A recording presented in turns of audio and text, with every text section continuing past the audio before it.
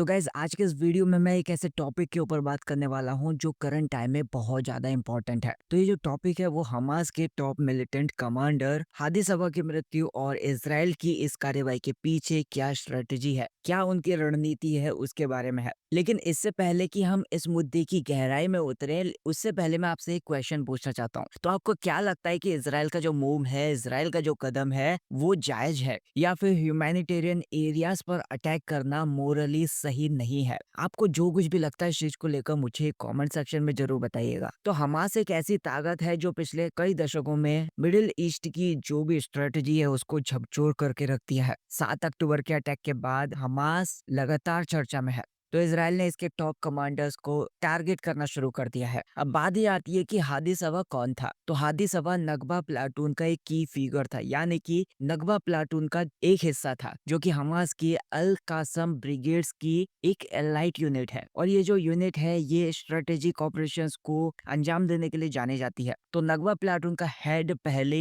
अली अल कादी था, जिसे इसराइल ने पहले ही मार गिराया था। तो हादी सबा जो अल कायदे की मौत के बाद नगबा प्लाटून को संभाल रहा था, 7 अक्टूबर के अटैक का मास्टरमाइंड माना जाता है। अब इस अटैक ने पूरी दुनिया का ध्यान अपनी ओर खींच लिया और इसके बाद इसराइल ने बड़े पैमाने पर जवाबी कार्रवाई दी। तो हमास की जो स्ट्रेटेजी है वो हमेशा से ही ह्यूमैनिटेरियन एरियाज में छिपने की रही है। ये एक ऐसा तरीका है जिससे इसराइल पर दबाव पड़ता है कि वो सीधे तौर पर हमला ना करे। लेकिन इसराइल ने इसे इस बार पूरी तैयारी के साथ हादी सबा को खोज निकाला। तो इसराइल की कार्रवाई में ड्रोन टेक्निक्स और जो ग्राउंड इंटेलिजेंस है उसका यूज हुआ। ड्रोन के माध्यम से इसराइल ने हादी सबा की लोकेशन को कंफर्म किया और फिर सटीक हमला किया। तो यहाँ पर एक क्वेश्चन खड़ा होता है कि क्या ह्यूमैनिटेरियन एरियाज में छुपे जो भी आतंकी हैं उन पर हमला करना जायज है? क्या इसे एक इंटरनेशनल क्राइम माना जाना चाहिए? आप इसके बारे में क्या सोचते हैं मुझे कमेंट सेक्शन में जरूर बताइएगा। तो हमास की जो ताकत है वो केवल इसके टॉप कमांडर्स में नहीं है बल्कि उनकी अलग अलग ब्रिगेड्स में है। नगबा प्लाटून अल कासम ब्रिगेड्स का एक खतरनाक सेगमेंट है, यानी कि एक खतरनाक हिस्सा है।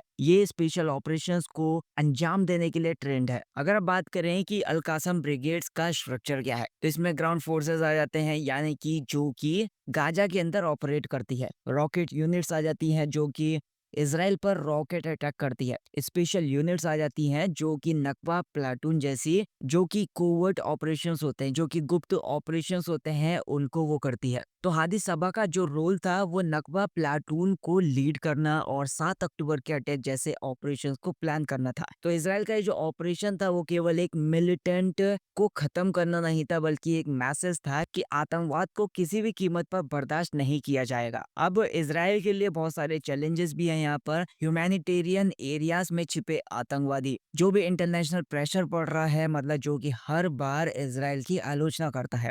हमास की जो जनता है उससे मिल रही मदद, मतलब हमास की जनता के माध्यम से भी जो लोकल पॉपुलेशन है उसके माध्यम से भी इसराइल के खिलाफ ऑपरेशंस होते हैं। लेकिन इस बार जो इसराइल था वो सबूत के साथ आगे बढ़ा। ड्रोन फुटेजेस और जो भी प्रिसाइज इंटेलिजेंस थे, यानी कि जो सटीक इंटेलिजेंस थे, उन्होंने ये सुनिश्चित किया कि हादी सबा को खत्म करने के लिए जो भी सिविलियंस हैं, जो भी नागरिक हैं, उनकी जान का नुकसान ना हो बिल्कुल भी। अब यहाँ पर हमास और PIJ यानी कि पैलेस्टीन इस्लामिक जिहाद का एक अनोखा रिश्ता भी है, एक गहरा रिश्ता भी है। PIJ जो है वो हमास की तरह ही आतंकवादी एक्टिविटीज में इन्वॉल्व है। एक छोटा सा लेकिन एक प्रभावशाली संगठन है। अब यहाँ पर PIJ की कमांडर्स का भी रोल है। कुछ ही टाइम पहले PIJ के एक टॉप कमांडर मासी को भी इसराइल ने मार गिराया। मासी हमास को लगातार मदद पहुंचा रहा था और 7 अक्टूबर जैसे अटैक में उसका रोल भी था, उसकी भूमिका थी 7 अक्टूबर जैसे अटैक में भी। तो 7 अक्टूबर के अटैक के बाद इसराइल ने हमास पर इतने बड़े पैमाने पर हमला किया कि उसकी टॉप लीडरशिप लगभग खत्म ही हो चुकी है। तो अभी हम बात करते हैं कि हमास की करंट सिचुएशन क्या है। हादी सबा और अली अल कादी जैसे टॉप कमांडर्स की मृत्यु के बाद हमास को कमजोर कर दिया है।